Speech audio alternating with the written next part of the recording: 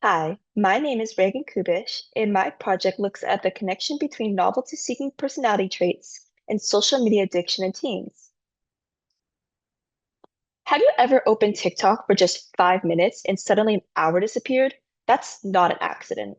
Social media is designed to keep us hooked. For teens especially, scrolling isn't just a pastime. It's one of the main ways we connect, procrastinate, and spend free time. That's why I wanted to study why it's so hard to log off.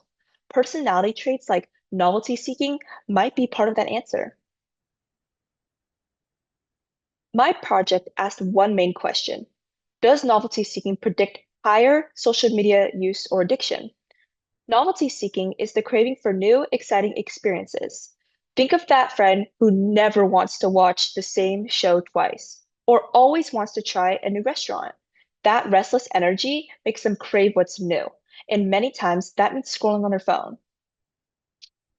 For background, novelty seeking is tied to dopamine, the brain's reward system. It makes us restless when we're bored.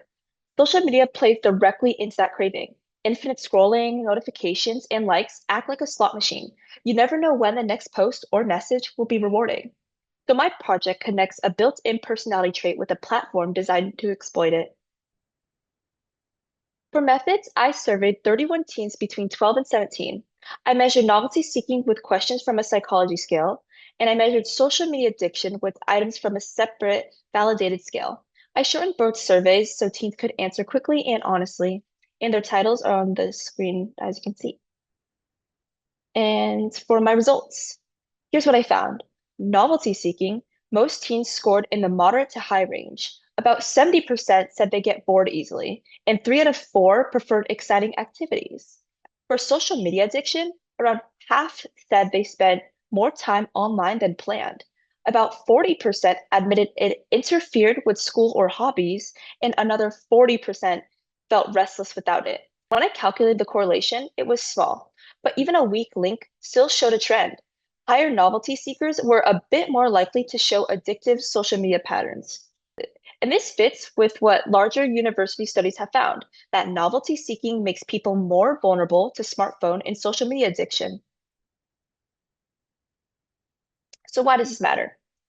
Teens who crave new experiences may be more at risk of addiction. This can affect mental health, causing poor sleep, higher stress, and anxiety. And there's a design ethics issue. Platforms are intentionally built to exploit this craving for novelty. The takeaway here is that recognizing these patterns is the first step toward healthier habits. For existing research, my findings match what other researchers discovered. For example, studies with college students found the same pattern. High novelty seekers scored higher on smartphone and social media addiction scales.